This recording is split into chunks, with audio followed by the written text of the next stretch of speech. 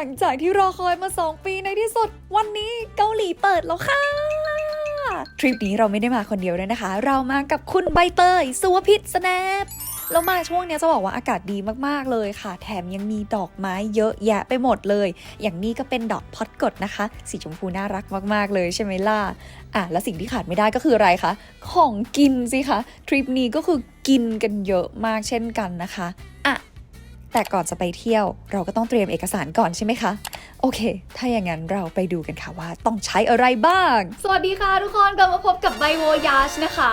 ก็อย่างที่บอกไปนั่นแหละค่ะว่าก่อนที่เราจะไปเที่ยวได้เนี่ยเราก็ต้องเข้าประเทศเขาให้ได้ก่อนนะคะเพราะฉะนั้นเดี๋ยวคลิปนี้ก็จะมาเล่าให้ฟังว่าเราต้องเตรียมเอกสารอะไรบ้างแล้วก็เข้ามาเป็นยังไงโดนถามเยอะไหมเห็นคนโดนส่งกลับเยอะไหมมาเล่าให้ฟังกันแต่ว่าระหว่างเล่าขอแต่งหน้าไปด้วยคือไม่ใช่อะไรเพิ่งมาถึงวันแรกยังไม่ได้ออกไปไหนเลยเพราะว่ารอผล PCR ซึ่งตอนนี้ได้ผลแล้วก็เลยจะออกกันแล้วก็แต่งหน้าไปด้วยเล่าไปด้วยนะคะ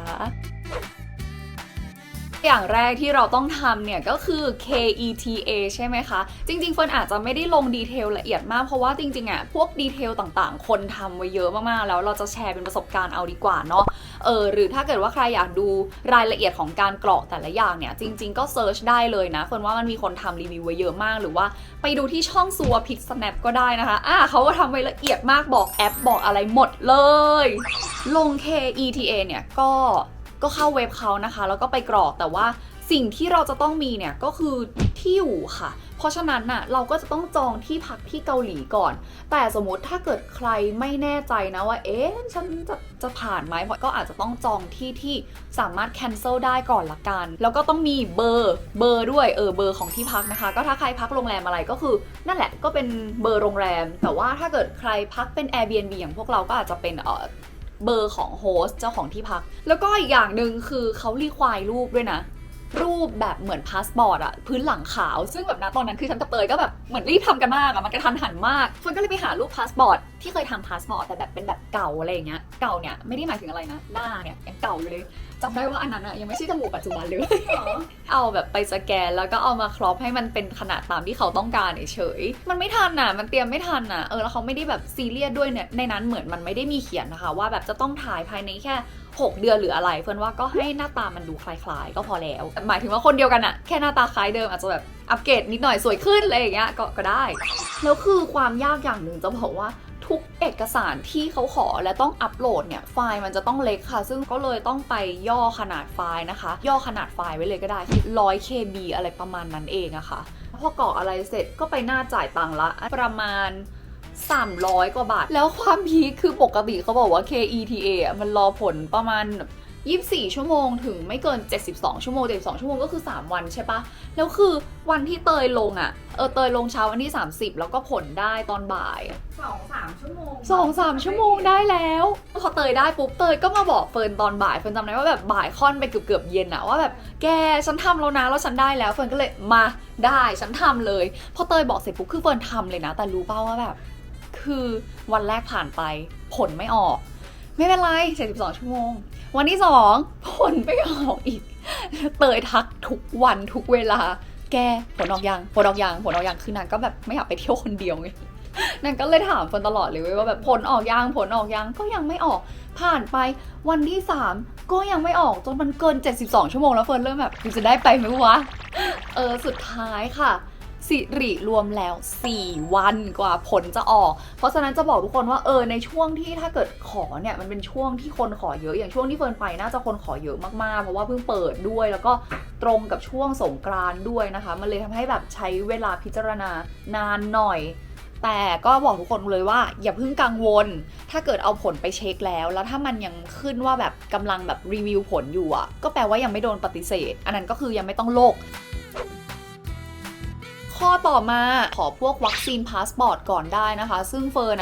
มีวัคซีนเล่มเหลืองอยู่แล้วตั้งแต่ตอนไปยุโรปแล้วเฟิร์นก็เลยใช้เล่มเหลืองเล่มเดิมได้เลยของคุณเตยก็คือขอในแอปหมอพร้อมนะคะก็จะ fully vaccinated นะคะไม่น้อยกว่า14 วันแต่ก็ไม่เกิน180 วันนะคะ2 เข็มก็ได้3 เข็มก็ได้ส่วนเรื่องประกันการเดินทางก็คือเรา2 คนก็จัดเต็มกันประมาณนึงประกันเรารวมค่าโควิดด้วยมันเผื่อเนาะแต่ไม่ได้อยากใช้นะคะ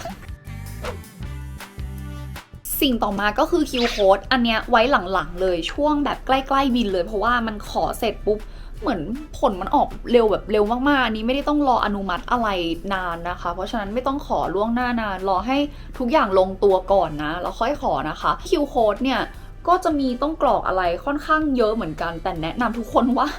ให้เตรียมให้พร้อมนะเพราะว่าเขามีเวลาจำกัดคือถ้ากรอกช้าเว็บนางตัดแล้วก็กรอกใหม่โดนกันมาแล้วค่ะทั้ง2คนเลยสิ่งที่ฉันติดกันนานมากคือเรื่องที่อยู่ของที่เราไปพักเว้ยเพราะว่าเขาจะให้กรอกเป็นซิปโค้ดอะเพราะฉะนั้นอะไปดูซิปโค้ดด้วยนะว่าที่อยู่ตัวเองอะซิปโค้ดอยู่ไหนแล้วเซิร์ชไปก็ไม่ใช่ว่าจะเจอนะ เหมือนแบบเซิร์ชที่อยู่เต็มอะจะไม่เจอเธอต้องไปเซิร์ชหาซิปโค้ดแล้วก็ไปนั่งดูว่าซิปโค้ดนั้นอะมันมีที่อยู่อะไรยังไงบ้างแล้วก็ไปดูว่าอันไหนตรงกับแบบที่เขาส่งมางงปะก็คือเอาซิปโค้ดไปเซิร์ชนะแล้วก็นั่งหาทีละอันว่าอันไหนชื่อมันคุ้นอันนี้แหละก็อันนั้นแหละคิวโค้ดเนี่ยนะคะก็จะต้องมีเอกสารยืนยันเรื่องที่ฉีดวัคซีนด้วยว่าเราฉีดฟูลลี่แล้วจริงหรือเปล่าเราต้องได้เอกสารของตัวที่รับรองก่อนนะว่าเราฉีดวัคซีนมาแล้วนะคะเราถึงจะเอามาขอคิวโค้ดได้มันอาจจะมีอันนึงช่องนึงที่งงนิดนึงเพราะตอนแรกเฟิร์นก็งมหานานมากเหมือนมันถามว่า agency issue agency หรืออะไรสักอย่างซึ่งคือมันแปลว่าแบบคนที่ออกเอกสารให้เราเฟิร์นก็กรอกเป็น disease control หรืออะไรสักอย่างคือที่มันแปลว่ากรมควบคุมโรคอะค่ะอันนั้นแหละแล้วก็ต้องมีเอกสารยืนยันตรวจโควิดด้วยนะคะถึงบอกว่าคิวโค้ดเนี่ยมันท้ายๆเลยเพราะเราจะต้องอัปโหลดเอกสารค่อนข้างเยอะมากๆพอพูดถึงการยืนยันตรวจโควิดเมื่อกี้ก็เลยลืมเล่านะว่ามันจะต้องไปตรวจโควิดด้วยตรวจโควิดตอนขาออกจากประเทศไทยที่จะไปเกาหลีเนี่ยนะคะจะใช้ผลตรวจ RT-PCR ที่ไม่เกิน48 ชั่วโมงก่อนพอได้ผลมาแล้วก็ค่อยลงคิวโค้ดนะจ๊ะซึ่งจริงๆแล้วคิวโค้ดท่านไม่ได้ลงมาก่อนเหมือนว่าบนเครื่องเขาก็มีให้กรอกเหมือนกันเนาะแต่ว่าเฟิร์นว่ามันเสียเวลาก็ถ้าใครทำทันก็ทำจากบ้านไปเลยก็ได้นะคะข้อต่อมานะคะก็คือให้เราทำ Safe to Go ไปเลยนะคะคือมันจะเป็นเหมือนกับว่าเราจะเข้าประเทศเขาเราจะต้องตรวจ PCR RT-PCR 2 รอบก็คือก่อนออกไทยไม่เกิน48 ชั่วโมงแล้วก็หลังจากถึงสนามบินก่อนที่จะเข้าเมืองนะเราก็จะต้องไปตรวจ RT-PCR อีกรอบก่อนอันเนี้ยเขาก็จะให้ลงทะเบียนของเป็นแบบชื่อว่า Safe to Go นะคะเข้าเซิร์ชหาใน Google Safe to Go เดี๋ยวมันก็ขึ้นเว็บให้นะคะอันนี้ก็จองไม่ยากแต่ว่าอันเนี้ยเตยเป็นคนจองนะเตยก็เล่าให้เฟิร์นฟังประมาณว่าเหมือนแบบมันจะมีให้เลือกว่าเราจะตรวจที่ฝั่ง East หรือ Westซึ่งเราก็ต้องไปดูว่าสายการบินหรือว่าไฟลท์ของเราเนี่ยมันลงที่ฝั่งไหนนะคะเพราะว่ามันมีที่ตรวจได้ทั้ง2ฝั่งเลยนะคะจริงๆเฟิร์นแนะนำว่าให้ทำ Test and Go ไปเลยก็ได้นะคือเฟิร์นมีประสบการณ์ตอนที่ไปเที่ยวยุโรปใช่ป่ะแล้วเหมือนแบบตอนนั้นไม่ได้จองกะว่ากลัวไทยเปลี่ยนกฎแล้วจะแบบแก้อะไรใหม่หมดเลยอย่างเงี้ยก็เลยไม่ได้ทำ Test and Go ไว้นะคะแต่สุดท้ายเปลี่ยนกฎจริงค่ะแต่ว่า เปลี่ยนแบบให้มันยากขึ้นตอนนั้นก็เลยวุ่นวายในการลง Test and Go ให้ทันในแบบวินาทีสุดท้ายจวนตัวมากๆเพราะฉะนั้นตอนนั้นเลยแบบเที่ยวไม่สนุกเลยรู้สึกว่าครั้งนี้ฉันจะต้องทำเอกสารทุกอย่างให้เสร็จก่อนไปนะคะก็เลยจอง Test and Go กลับก็จะมีพวกโรงแรมนะที่จะต้องอยู่ในชา plus นะคะรองรับการกักตัวได้เลยค่ะอุ้ยชุดนอนเขาน่ารักนะ โอเคถ้าเกิดว่าเอกสารครบตามนี้แล้วนะคะก็บินไปเกาหลีได้เลยจ้าตอนที่ขาเข้ามันยากไหมอะไรยังไงใช่ไหมคือจะบอกว่าจริงๆเฟิร์นปริ้นเอกสารมาแบบเยอะมากจริงๆปกติไปต่างประเทศไม่เคยปริ้นอะไรเยอะขนาดนี้มาก่อนเลยนะคะครั้งนี้ก็แบบเผื่อไว้เพราะว่าอ่านมาเยอะว่าโอ้โหคนโดนส่งกลับเยอะมากคนเข้าห้องเย็นเยอะมากคนที่มาเที่ยวจริงๆไม่ใช่ผีน้อยก็โดนส่งกลับเยอะมากนี่ก็แบบกลัวเตยก็กลัวเฟิร์นก็กลัว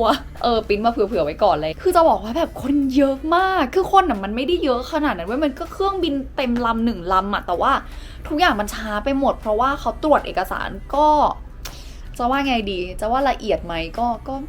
แล้วว่ามันแล้วแต่คนบางคนก็คือผ่านง่ายมากบางคนก็เหมือนแบบเห็นโชว์เอกสารนู่นนี่นั่นเปิดอะไรในโทรศัพท์อะไรอย่างเงี้ยแต่ส่วนของเฟิร์นกับเตยเองคือแบบแป๊บเดียวมากๆที่นานคือต่อคิวมันชั่วโมงเกือบชั่วโมงแต่ตอนที่เข้าไปจริงๆคือของเฟิร์นเขาหยิบออกหมดเลยเขาไม่ดูอะไรเลยเขาเอาแค่พาสปอร์ตกับใบตม.เข้าเมืองแค่นั้นเลยนะแล้วก็ไม่ถามอะไรสักคำไม่ถามว่ามาทำอะไรไม่ถามว่ามากับใครไม่ถามอะไรเลย แล้วก็ปล่อยเข้ามาง่ายๆเลยนะคะโดนส่งกลับเยอะจริงๆไหมอันนี้ไม่ได้เห็นกับตานะก็เลยไม่กล้าตอบก็เป็นดุลพินิจของเจ้าหน้าที่อ่ะเราก็ไม่รู้อ่ะว่าคนที่โดนส่งกลับเขาแบบมาเที่ยวจริงๆไหมหรือยังไงหรืออะไรแต่ว่าในไฟล์เราเหรอตอนที่เราลงมาเอากระเป๋าอ่ะเราก็เห็นว่าแบบคนที่ควรจะลงมาถัดจากเราไม่มีหายไปเลยก็มีเหมือนกันนะคะก็อาจจะโดนเข้าห้องเย็นไปแบบนั่งคุยอะไรอย่างเงี้ยนั่งไปโชว์เอกสารหลักฐานต่างๆอะไรอย่างเงี้ยเฟิร์นรู้สึกว่าจริงๆอ่ะถ้าไปเที่ยวจริงๆนะก็แค่เตรียมเอกสารให้ครบแล้วก็สิ่งที่ควรจะรู้ก็คือเราไปไหนบ้างคือเฟิร์นอ่านมามันมีคนที่โดนส่งกลับเพราะว่าแบบให้เพื่อนแพลนแล้วก็ตัวเองเลยแบบไม่รู้อะไรเลยอะไรเงี้ยพอตม.ถามก็ตอบอะไรไม่ได้เลยก็โดนส่งกลับอันนี้ก็มีเหมือนกันนะคะเพราะฉะนั้นต่อให้แบบเพื่อนแพลนหรืออะไรก็เหอะก็อาจจะต้องรู้ไว้บ้างเผื่อเขาถามแล้วก็เอกสารเตรียมไปก่อนเยอะๆก็ได้ไม่เป็นไรไม่ได้ใช้ดีกว่าจะใช้แล้วไม่มีนะคะเข้ามาเสร็จก็คือไปตรวจ RT-PCR นะคะซึ่งก็อย่างที่บอกว่าในแต่ละเทอร์มินอลเนี่ยเขาจะมีที่ตรวจของตัวเองแยกออกไปเดินเข้าไปในที่ตรวจเสร็จเนี่ยเขาก็จะมีเจ้าหน้าที่เข้ามาถามว่าคุณจองมาหรือยังเราจองแล้วเราก็ยื่นใบจองให้เขาแล้วเขาก็จะพาไปที่คอมนะคะเพื่อเหมือนเป็นคำถามคัดกรองอีกทีนึงชื่อถูกไหมอะไรถูกไหมอีเมลเบอร์โทรถูกไหมมีอาการเหล่านี้มาบ้างไหม14วันนี้ไปวิซิตประเทศไหนมาบ้างมาจากที่ไหนอะไรเงี้ยก็เป็นคำถามเบสิกทั่วไปพอเราตอบเสร็จเขาก็จะให้เราไปที่ช่องจ่ายเงินนะคะจ่ายได้ทั้งเครดิตการ์ดแล้วก็เงินสดนะคะแล้วก็พอจ่ายเสร็จเนี่ยเราก็จะไปรอตรงที่ตรวจนะซึ่งเฟิร์นกับเตยคือยังไงรู้ปะไปนั่งจ้ะแล้วก็มันมีแบบเรียกตามเลขคิวเราก็แบบมองหาในใบที่เขาให้มาเลขคิวมันอยู่ไหนวะหาไม่เจอสุดท้ายพี่คนไทยสะกิดบอกน้องคะไปกดบัตรคิวด้วยค่ะฉันกับเตยก็คือแบบดังเพลงแบบขอบคุณค่ะพี่ก็นั่นแหละทุกคนอย่าลืมไปกดบัตรคิวกันด้วยนะคะกดบัตรคิวเสร็จก็มานั่งรอที่หน้าที่ตรวจได้เลยแล้วก็เดี๋ยวเขาก็จะเรียกตามคิวนั่นเองนะคะก็แยงจมูกค่ะเขาบอกว่าผลจะมาประมาณ4 โมงเย็นของวันนี้นะนั่นแหละเราโชคดีมากๆเลยที่ Airbnb ที่เราพักวันนี้เขาไม่มีลูกค้าคนก่อนหน้าเราเลยมีการคุยไว้ว่าถ้าเกิดเป็นไปได้เราขอมาใช้ห้องก่อนนะเพราะว่าเราจะต้องกักตัวรอผลเขาก็บอกว่าโอเคถ้าไม่มีลูกค้าคนก่อนก็ไม่มีปัญหาอะไรสุดท้ายเราก็เลยได้เข้าห้องมาหลังจากที่ตรวจเสร็จเลยนะคะก็โชคดีมากได้มานอน1 ตื่นระหว่างรอผลและตอนนี้ผลก็ออกแล้วว่ามันก็ต้องเนกาทีฟสิคะเพราะฉะนั้นก็คือเราสามารถออกไปเที่ยวได้แล้วนะคะแนะนำว่าอย่าแบบไปโกงเขาเลยเนาะเพราะว่าแค่นี้คนไทยก็เข้าผ่านยากอยู่แล้วอะอย่าแบบไปทำเรื่องไม่ดีเลยนะทุกคนโอเคแต่งตัวแต่งหน้าเสร็จเรียบร้อยแล้วนะคะก็ประมาณนี้ค่ะ EP แรกแบบเบาๆสั้นๆก็เดี๋ยวรอดู EP อื่นๆนะคะว่าทริปนี้เรา2 คนจะพาไปเที่ยวไหนบ้างและอย่าลืมดูช่อง Slow Pit Snap นะคะ Hey เพราะว่าเขาก็จะมีข้อมูลที่แตกต่างกันออกไปเหมือนกันนะคะโอเคค่ะอย่าลืมดูทั้ง2 ช่องนะคะทั้ง By Voyage และก็Slow Pit Snap ไปแล้วนะคะบ๊ายบาย